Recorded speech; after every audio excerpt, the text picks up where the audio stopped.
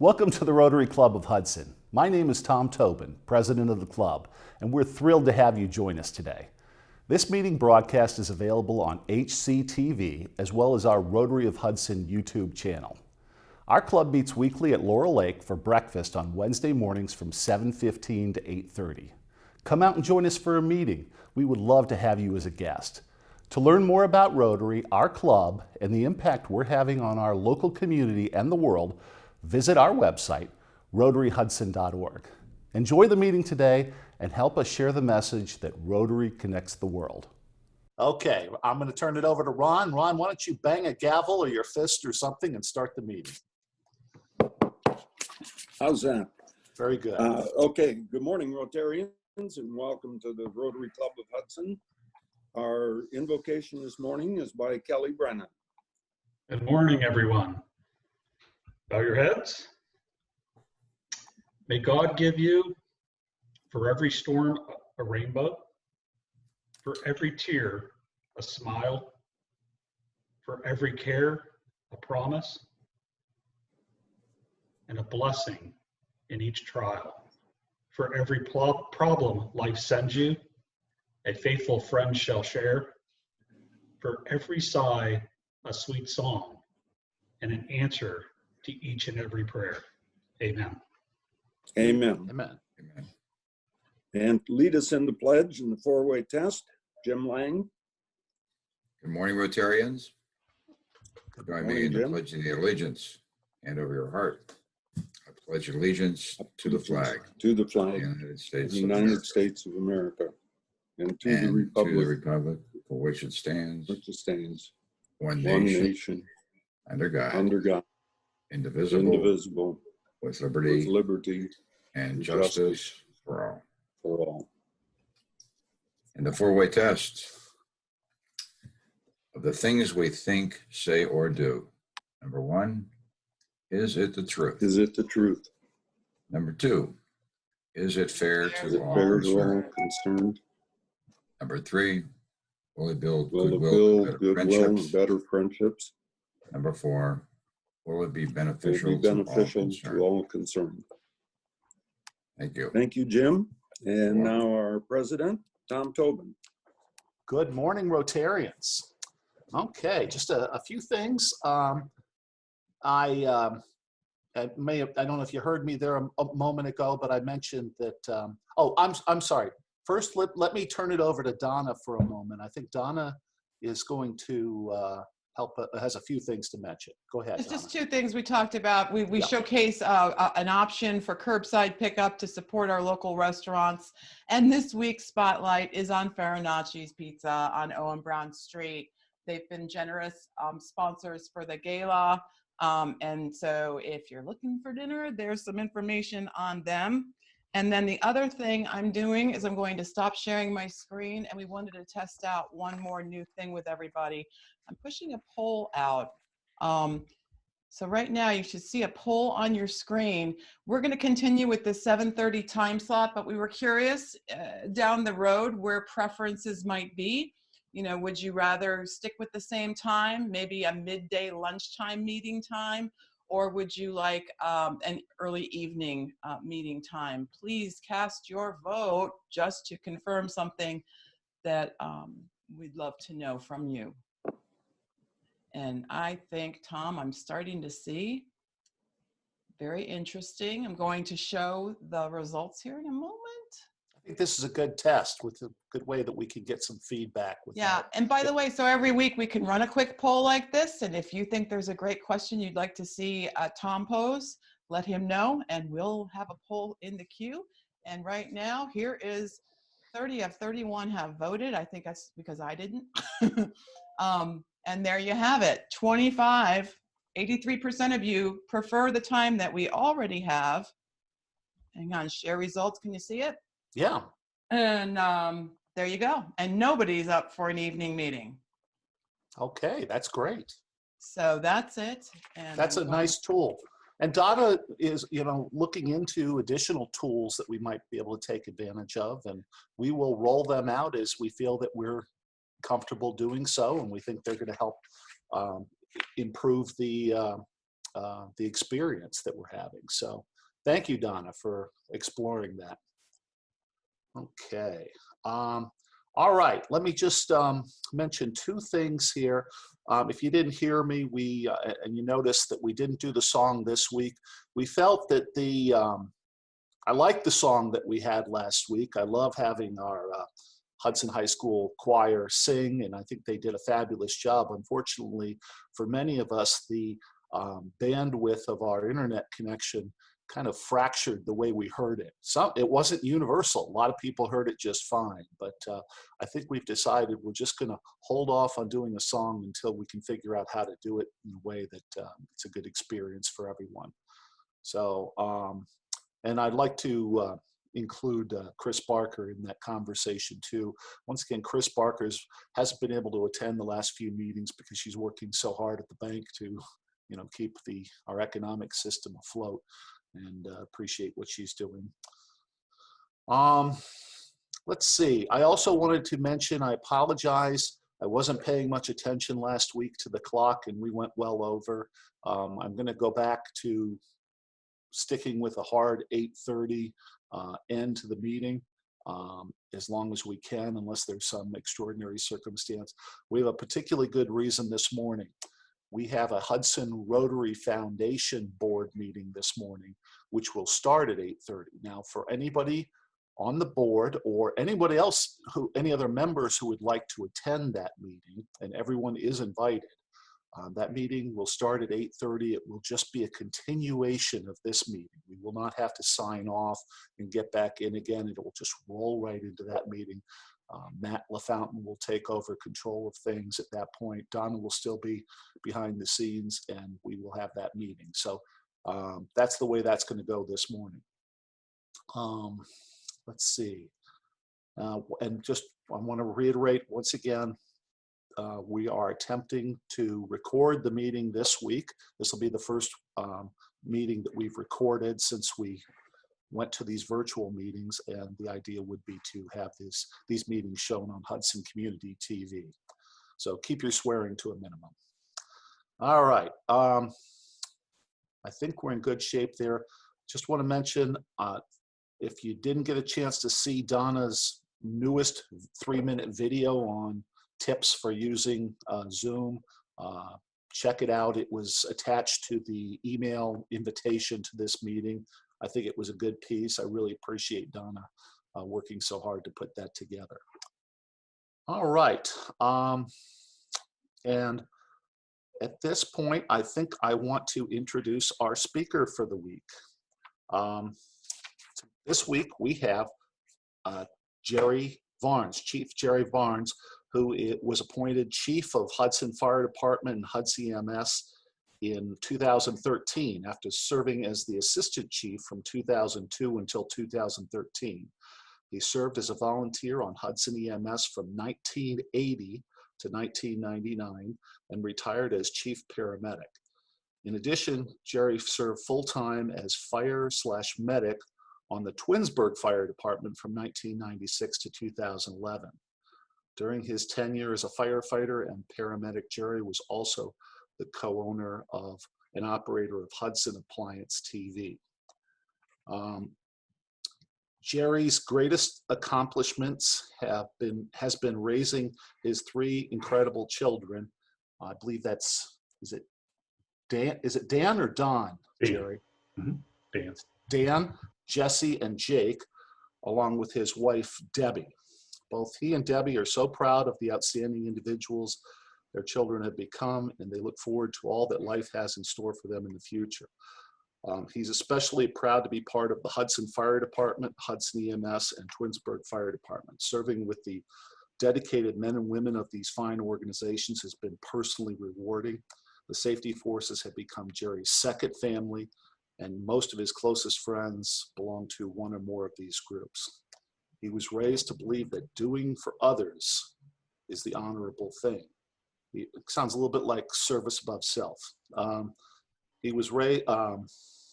He feels fortunate to work with the type of people who selflessly and willingly risk their lives while doing for others every day.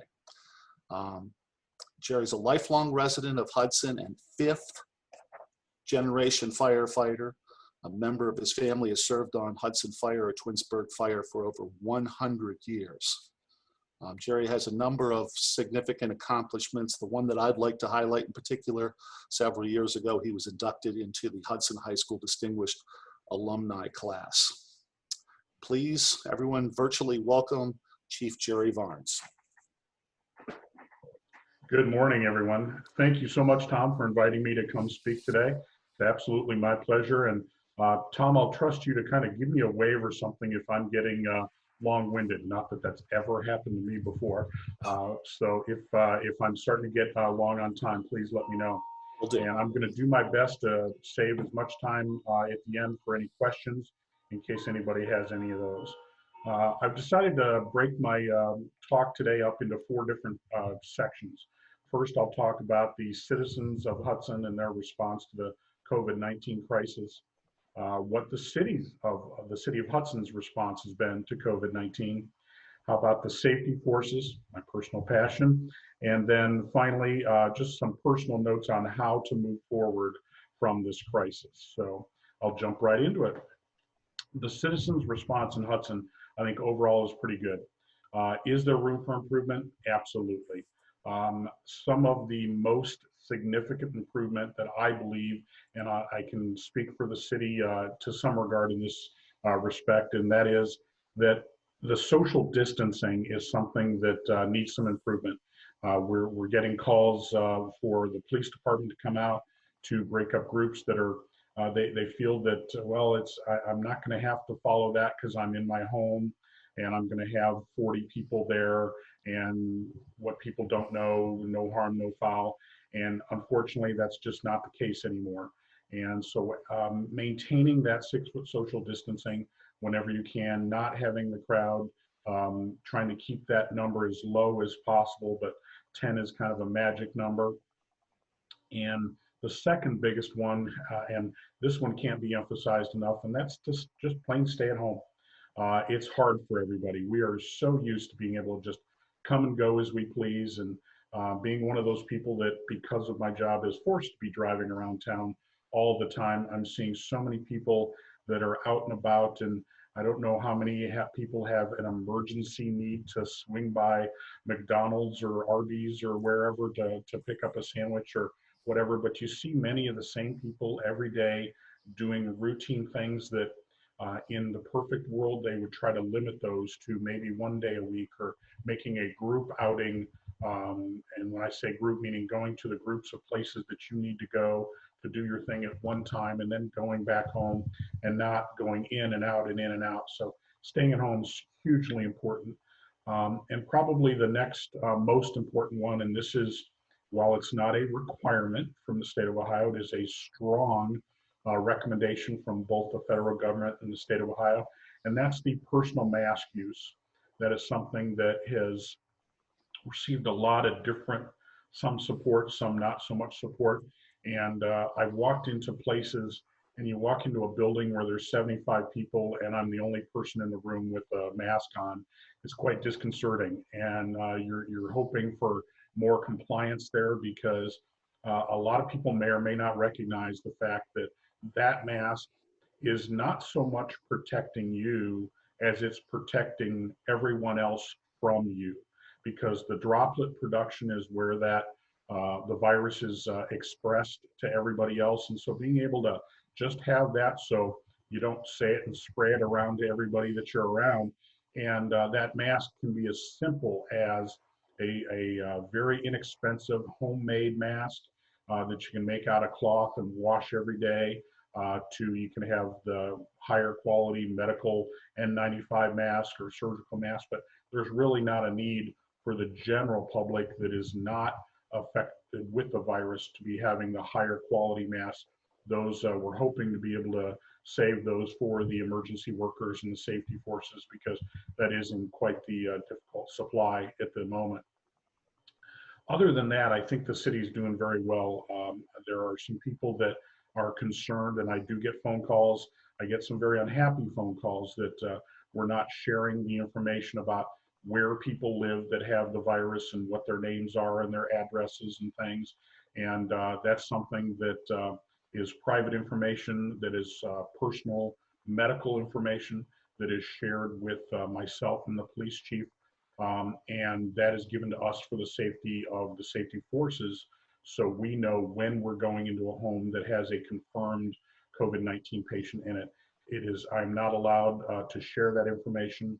Part of the agreement when we get that information from Summit County Public Health is that that is private information. And if I share it, we will not get that information anymore. So out of following the rules, and there is a criminal penalty now involved in that as well, if I should make that choice. So we're not going to be sharing that information. But the good news is we're doing very well in comparison population-wise.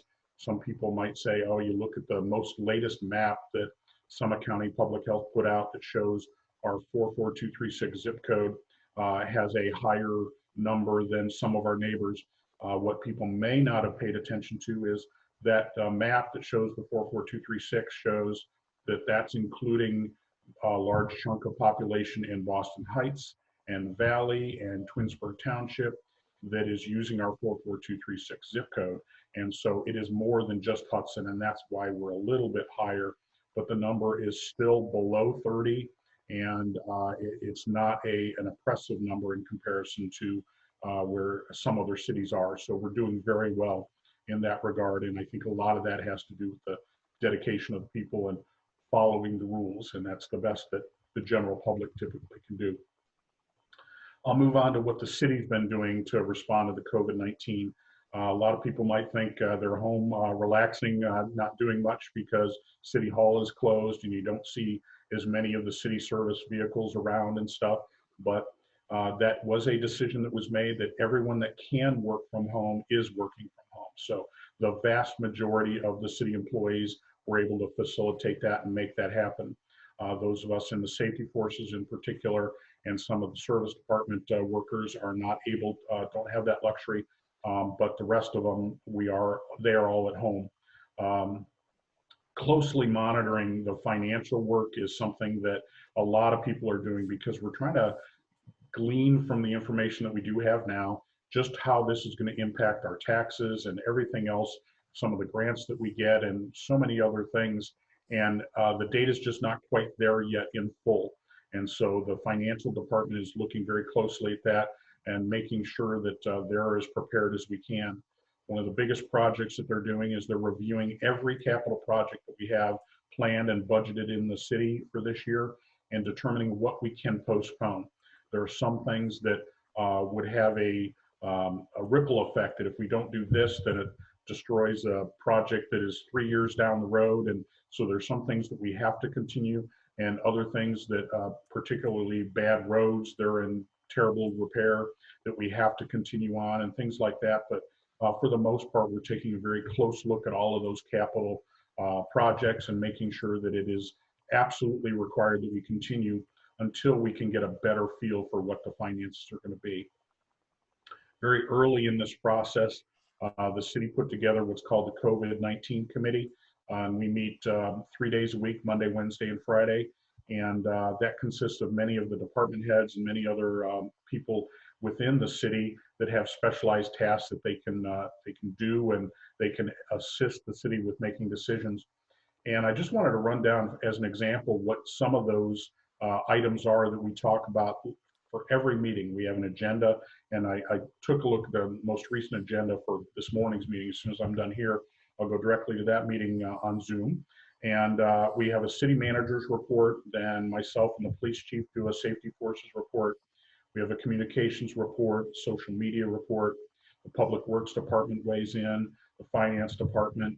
There is a group that is called the reopening team, looking closely at what the city's gonna do. Once we find out from the state what we're allowed to do, then we're gonna be able to know what we have to follow. There's a business team, there's a senior and citizen team, and then there's a fact-checking team. And that's just some of the group that meets, as I said, 3 days a week. And they're working very hard to make sure that the city is as stable as we can be, doing everything that we can and be able to be prepared to reopen when we're allowed to do that. Some other things happening within the city is there was a helping hands group that was developed, And that's it was primarily focused at seniors, but pretty much any citizen that can't get out, whether it's for physical reasons or they're just not capable of getting out if they need to get to the grocery store or the pharmacy or get food or whatever. And that Helping Hands team is able to help out with that. And you can find them on the social media for the City of Hudson and reach out to them, and they can help out your neighbors. Neighbors Helping Neighbors is a wonderful thing that's going on all over town. And that's pretty much what's making up that Helping Hands group. There is a concerted effort on that reopening team to be as prepared as we can for this, hopefully, May 1st soft reopening. Since we don't know the plan yet or the specifics of the plan, we don't know how many businesses, how many locations, who will be able to reopen and who won't. We know now that the schools won't reopen, but the rest of it is not quite clear yet. That'll be coming very, very soon, I'm sure. And the city is prepared for the fact that this is going to be a very slow process. It's not flick the switch and everything's back to normal. That is just not going to happen. And we're even going to do a slow opening for our city buildings. We're bringing in small groups of people, getting used to how to clean our own spaces and clean the bathrooms and make sure that everybody's sanitized and disinfected, and then bring in more groups of people. We're getting all the personal protective equipment that we need for those employees to make sure that everybody feels safe coming back to work. And it's part of that reopening process that we're going to slowly move into. I'll move on to safety forces. This is the easier one for me to talk about probably. And as Tom said at the beginning, I'm so proud to be part of these two groups, specifically fire and EMS. And I'll add police in there as they're my friends and my fellow safety workers, and we work closely all the time together. And between the officers and the patrolmen and the dispatchers and that entire group of people, we work together to do what we do. And it's a wonderful thing to see that in this time of crisis, when a lot of people are being forced to shelter at home and do the things where they can't do their normal life, those safety forces, we are, and it's a difficult word to accept for some people, but we are required to come out. We are required to come to work. We need to come here and do our job to protect the citizens. And you wonder what people are going to do. They say you never know until you get a crisis how people are going to step up. I'm a little bit different because I knew our people were going to step up, and they did. We've had 100% reporting since the crisis started. We've not had a single person call off because they didn't feel that they could come to work, that the stress of dealing with COVID-19 patients was too much, or they felt that the risk to them was too much to come in. And so 100% reporting is something that we're very proud of. And even people thinking about that, we have volunteers at the EMS that zero pay, absolutely no contract with the city or everything, no requirement that they be there. They're coming in, working their shifts, and they're working extra shifts because they realize that people out there need our help. And as we get busier and busier, we need more people on our shifts, and these people are stepping up voluntarily to do that. The paid personnel are stepping up. It's just a wonderful thing to see. To give you an example, people ask, well, how many people in the safety forces were exposed? That's a number that we have not shared. We believe strongly that that is personal, private health information, so it's not something just like the raw numbers for the city that we share.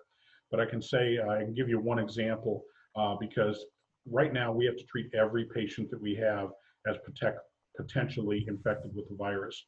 Early on, that wasn't the case. Early on, it was you meet with them, you talk to them, find out if they've traveled, if they had any of the classic symptoms, and you're having a conversation with this patient. And then if they find that they have it, then okay, we'll mask up, we'll do the things that we need to do. So early on in the process, we had one of our medics who had close contact with a patient. Everything seemed fine. All the answers were correct. We took the patient to the hospital. And then a couple hours later, we get a call from the hospital that no, this patient is COVID-19 positive and your paramedic was exposed.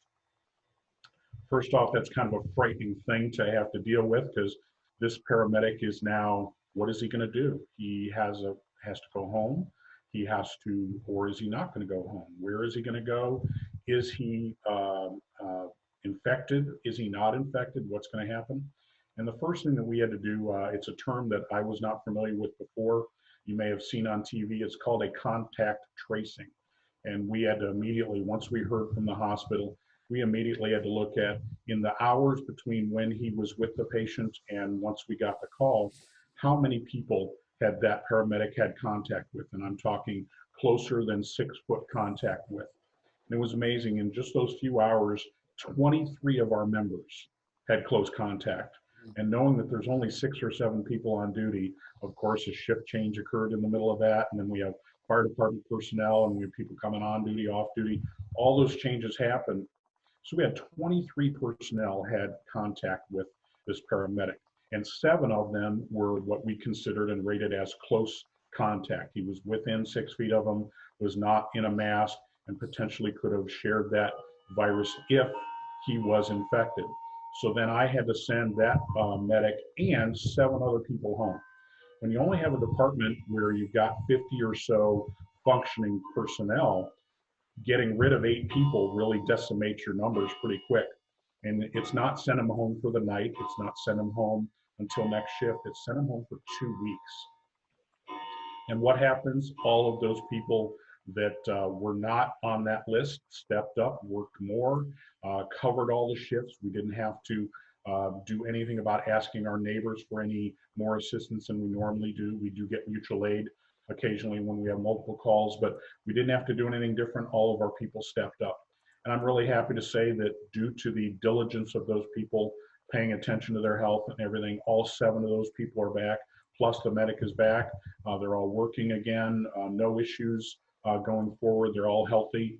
And while that's not the totality of what we've had happen at EMS, it's just an example of how quickly it can spiral out of control. Talking a little bit more about our personal protective equipment, that's probably the biggest frustration that we've had at Hudson EMS is not being able to get the equipment that we need, that we desperately need. And the single most important piece of equipment are our medical N95 masks, they're called. They're typically, you'll see them, they're the round cup style mask that's a little bit thicker, a little harder to breathe through. It's got filtration down to a very, very small micron, and it will protect you from being able to breathe in the COVID-19 virus. At the beginning, we would normally only go through 50 or 60 of those type of masks per year, but we're fortunate. I have great people working, helping with inventory. And right at the beginning, we ordered and we were able to get, and we had hundreds of these masks in stock. And then very quickly, we were burning through those masks. So we ordered hundreds more. Then those orders were not filled. Those back orders were pulled, given to other states, other communities that had a greater need. The back order shipments never came in, have still not come in. Months later, they haven't come in. So we've been making do. We've been sharing between the police department, the other safety forces in the area, our public works department. We're all sharing what we have to be able to get through this together and being able to keep our personnel as protected as we possibly can. And the masks is probably the single biggest thing. And as a process that I went through to try to be better prepared in case we did run out of the high quality N95 masks, is I started asking some wonderful people that I know that sew to start making us some homemade masks, because we had a plan that if we ran out of the medical masks, we would go to the homemade mask. And these wonderful people stepped up and donated over 700 handmade, homemade masks to us that we have as a reserve as we get closer and closer to running out of masks. It's something that we know that we have a great backup if we need it, but we've not had to go to that. But think about all the people in public that need those masks, and these groups and individuals have continued to make those masks for the public, and you see them all over town. And thank you so much, everyone that has helped make those donations for us and gotten those masks to us. Some other major donations I'll just touch on. We had a very pricey ionization sprayer that was donated.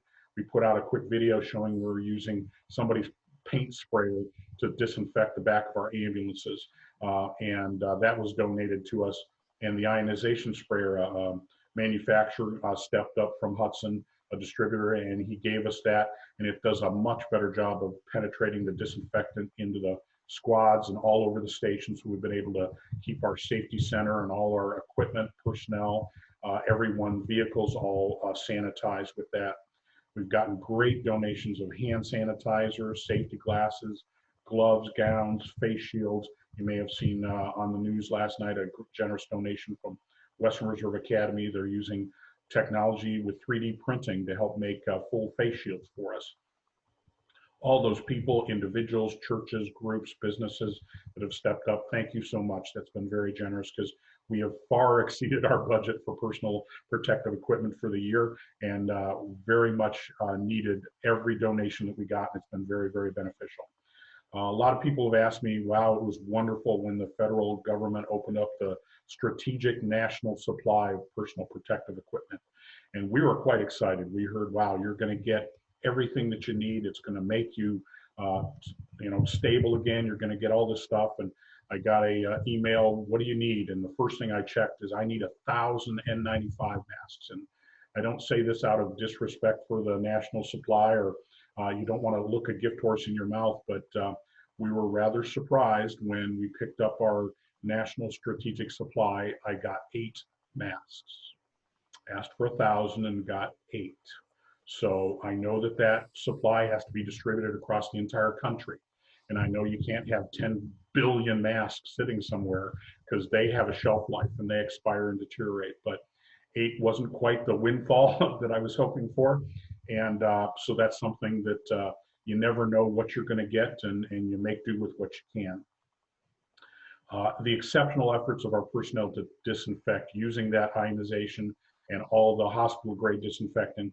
We do that to the squad after every call, to our personnel, to all of our equipment, because keeping our patients safe is one of our primary things. Selfishly, keeping ourselves safe, our families safe, that has to be a priority, but keeping our patients safe is a very high priority, and we put a lot of effort and a lot of thought into that. And so that's something you can depend upon, that we're doing a great job of disinfecting everything that we have.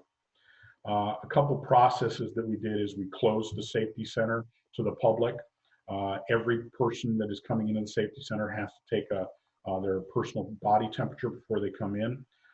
We actually even separated the safety center. We affectionately call it the DMZ. We separated fire and EMS, so those two groups were not interacting with each other anymore unless we were on a call. We created a number of policies, and I say that with a snicker because I'm sure my personnel is sick of seeing the emails about another policy change, but those all have to modify and adjust as we get new rules from the state and the federal and CDC and the Summit County Public Health. Those policies all have to tweak and change. We've increased our staffing to have more personnel available to respond to calls if they do get more serious. Canceled all of our in-person training and gone to all online training for the firefighters especially. And it's just very gratifying to be, and Tom said it and I'll just repeat it, to be part of that group that voluntarily risk their lives for people that they don't know. Maybe it's their family that inspires them, maybe it's their neighbor, sense of duty, community, whatever makes them work, but these people are. And in the past, maybe that was something that some people, oh, that's a little bit of a stretch that, you know, in a small department like ours, you're risking your life. But in today's world, every patient we see is potentially carrying a virus that could kill us.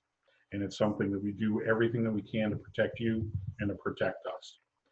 And I'll finish with a brief, and most of this is a rehash of what Summit County Public Health says, what you've seen Dr. Amy Acton talk about from the state and the federal government. It's just a brief touch on how do we move forward? What do you need to do? What can you do to help us move forward?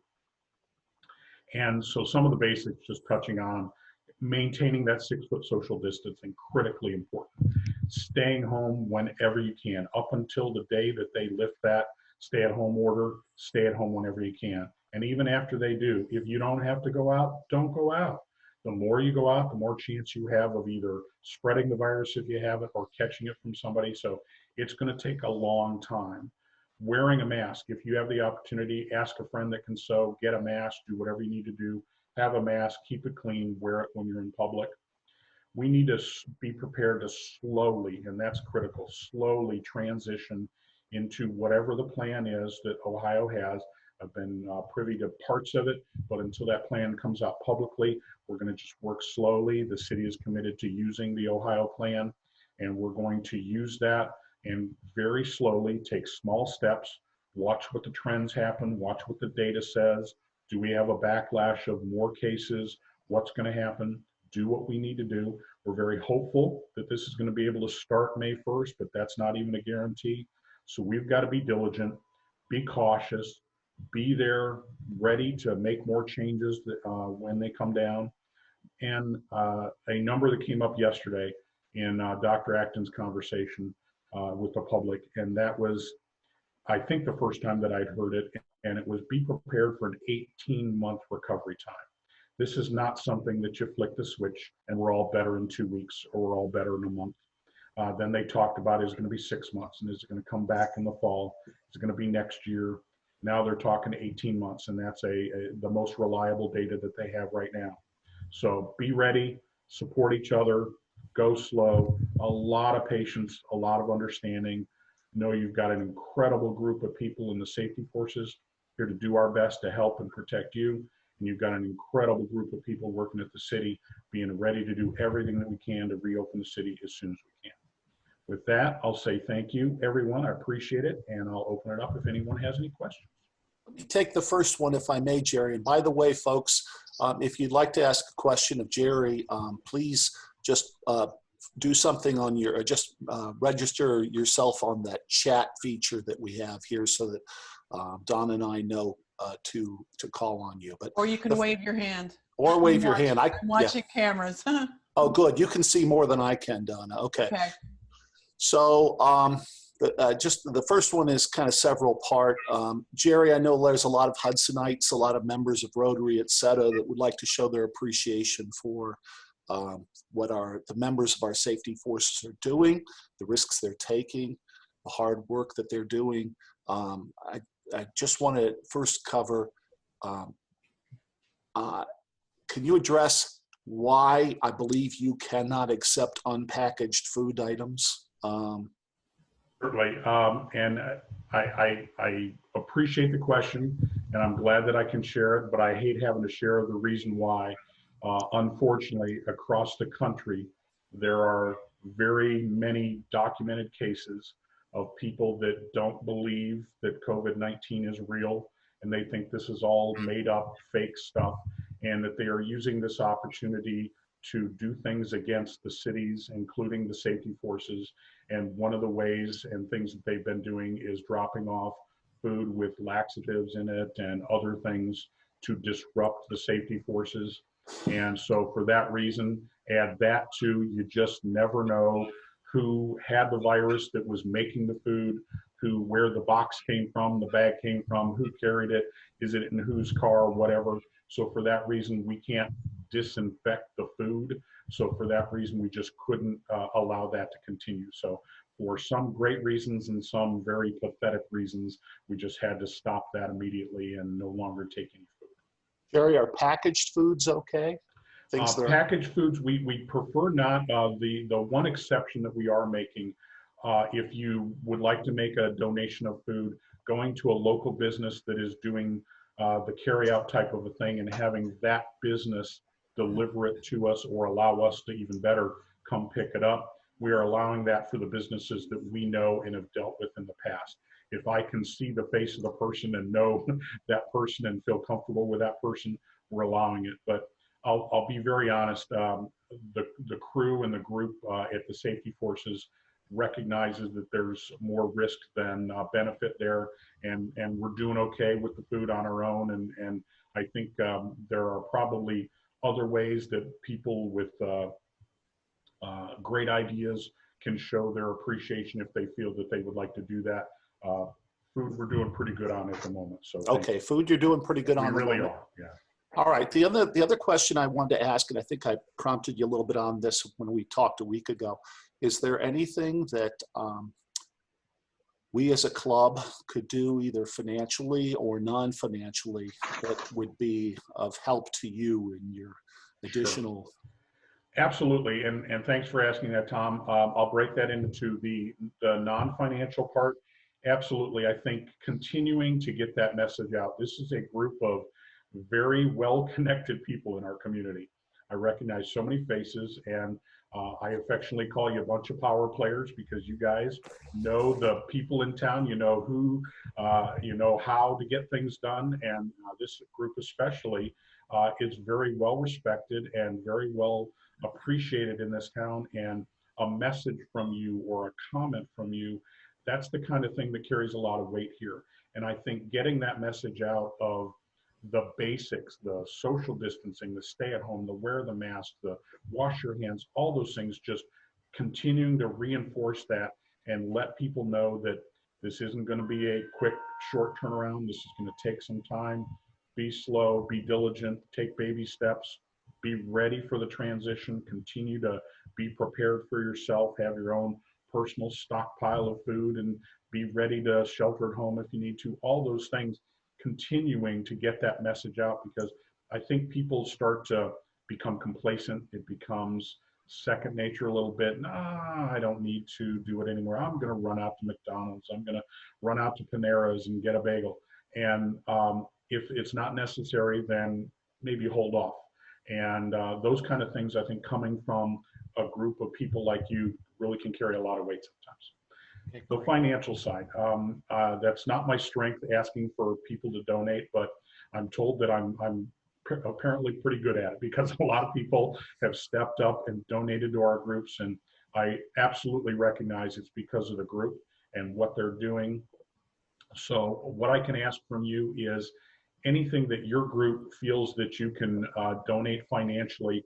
I have a plan that when the curve continues to flatten out and we have a lull in the calls that are actually using these PPEs, our personal protective equipment, and supply chains reopen up, I'm looking to create a 90-day disaster supply of personal protective equipment that is under my control, our control in Hudson, that we have for our city safety forces, our city personnel, the guys that are out, you know, working in the streets, the people in the city hall that have to take your utility billing, the people that are doing all the things that they have to have personal connection with people.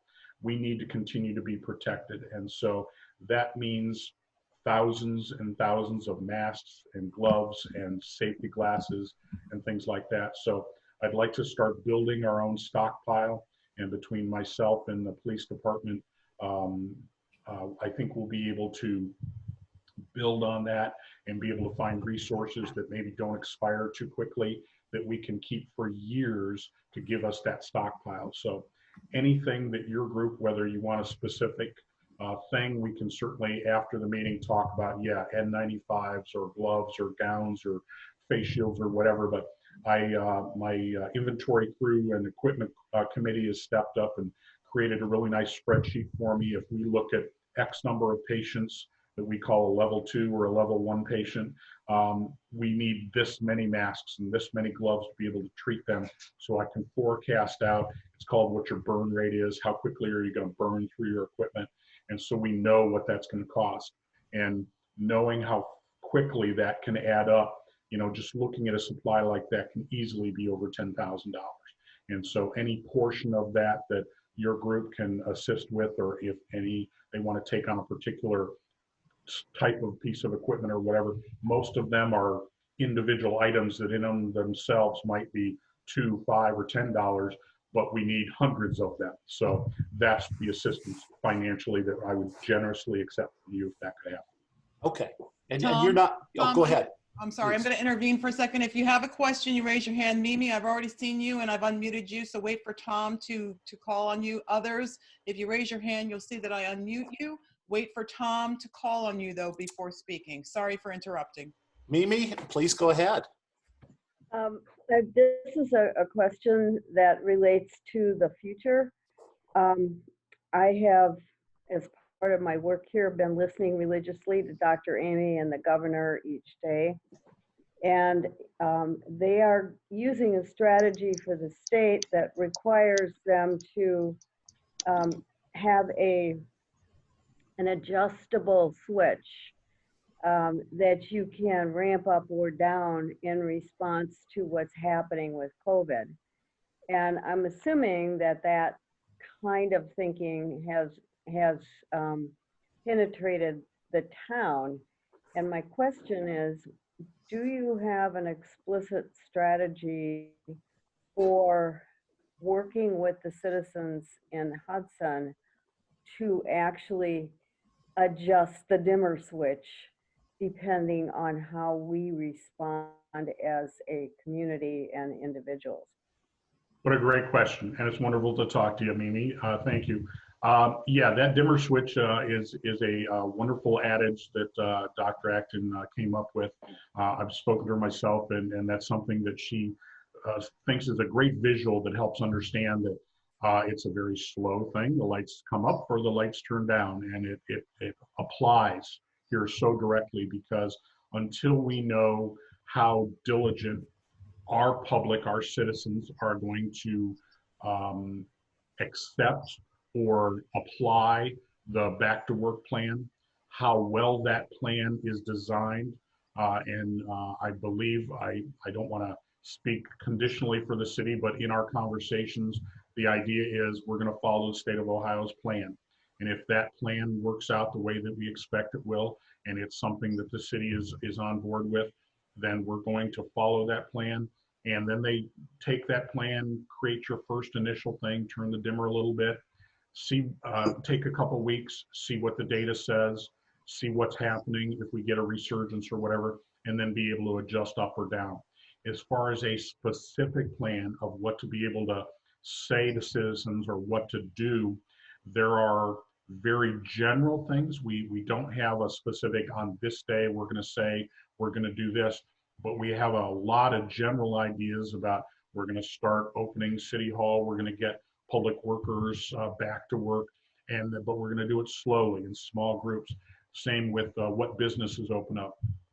And I think that Dr. Acton and the governor have both said, this isn't going to be the time that you're going to open up movie theaters right away because of the close contact, or have sports venues where people are sitting in arenas all side by side. But they want to get the manufacturing and as many businesses back to work as they can, but it's got to be a slow process and done for get the most people back to work as quickly as they can, but as safely as they can. And I know there are going to be people that think my business should be in the first lot or the second lot, but it won't be. And that'll be very unfortunate for some of those people. But it is something that the city's working very hard, and we're looking forward and anxiously awaiting to see the plan. The small snippets that we have been given already, we've been able to work into our committee, and the reopening committee is just getting ramped up, and we'll be able to take all those things into consideration, and we'll be as open and public as we can with that information. So thank you for your question. Liz, I see you, but I think James Field might be ahead of you, so you'll come next. James Field, I think, has a question. Would you, there you go, James. Yeah, just a couple things. One is, and I know you know this, but when we talk about the schools closing, the buildings are closed. The schools are still in session till the end of May, so everyone, please don't think the schools are closed. Along those, Probably poor choice of words on my part. I thank you. Oh no, it's clarifying. the governor used the exact same word. Okay, So we've been yeah. getting a lot of feedback.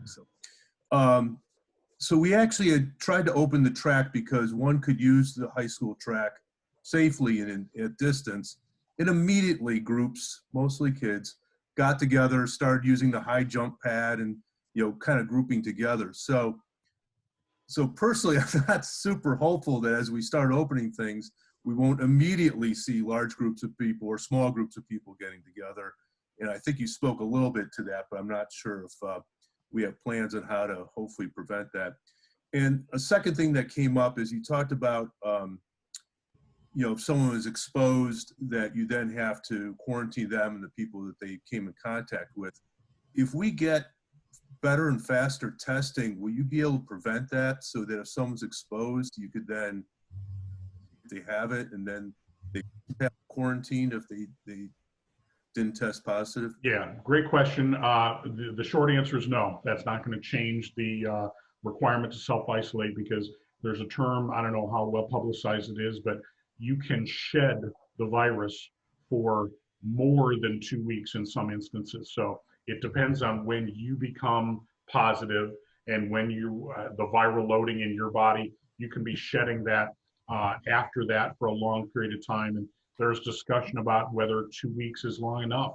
Is it going to need to be extended to 6 weeks of self-isolation? And they haven't gotten to that point yet, and they're looking at all the data, but testing somebody just in the amount of time it takes you to drive to the testing spot and get tested, unless you've been in your car by yourself and not spoken to anyone, then you maybe haven't shed the virus. But how many of your family members did you have contact with in the hours before you decided, or were you at work? So I don't think it's going to stop it, but I do think that that ability to look at those people and the number of people that could have been impacted will be smaller and smaller and smaller. And that's the goal, is get more people tested, find out who truly has this, because I think it's a snapshot. There's been so few testing done in our area that I don't think we have a good picture of who all's truly infected. So I think in the short answer, I don't think it's going to eliminate it. It will hopefully reduce it. And back to your initial question, that's going to be a very difficult one. How do you manage these groups all over town? We don't have cameras everywhere. We don't have enough police officers to be everywhere at one time. So it's going to be up to citizens to be able to report that, and us to be able to get that message out that this dimmer switch isn't turned all the way up on high, and you still have to maintain all the social distancing and everything. That's a major concern. You turn the switch a little bit and people take advantage. All right, Liz Ramsey, Okay. go ahead, please. Yes, please. Thank you, Chief Barnes, and I really appreciate everything that you've done. I know we all do. Well, And I heard this quote from the governor that this is not the end, but it is the end of the beginning, but the end is just beginning. See what you see that? And I want to encourage everybody in our group to be of good cheer and to remember to rely on God during this pandemic. Well, absolutely, and I 100% agree. I wish we were coming to the end of this. Boy, do I wish it. I think we all at the safety forces would love to have a little bit less time at work and a little more time with family, but it is something that we hope that we can have a lull at the very least. We're hopeful that we are at the end, but most of us truly believe that we're not, and we're going to do everything that we can to be able to keep that as low of a backlash as we possibly can. Other questions for the chief? I can see about 20 people. I can't see everybody who's on the call. Donna, are you able to see if anybody else has any questions? Has their hands up? I don't see anything. I do. Tom, if you hit the arrow to the right of your screen, you can see the next set of faces. Thank you. Thank you. Go ahead, Donna. Did you have anything else? Oh, I see Joe Boisel there. Joe, please go ahead. Muted, am I? Now you're good. I'm good, okay. Yeah, so thank you, Chief Barnes, for being here today. Appreciate it. Thank you. I'm the rector at Holy Trinity Church here in Hudson. We, of course, have to listen to our bishop about when we can gather and when that's appropriate. What sort of advice, if he was asking me, what sort of advice would you give? I mean, this is going to be a real perilous journey to getting back to churches gathering.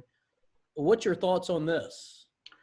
I'm sorry to say that I think churches fall into that similar category of it's almost impossible to have a wonderful packed house sharing together and praying together and still being able to follow the social distancing. Do I think that there are ways to divide up the church and maintain some distancing, whether you have smaller groups in multiple rooms and connect them by cameras, whether you do multiple different sessions where you have people come in and the group is gone before the other group comes in, and eliminating every other pew or every other row of chairs or whatever, being able to keep those distancing.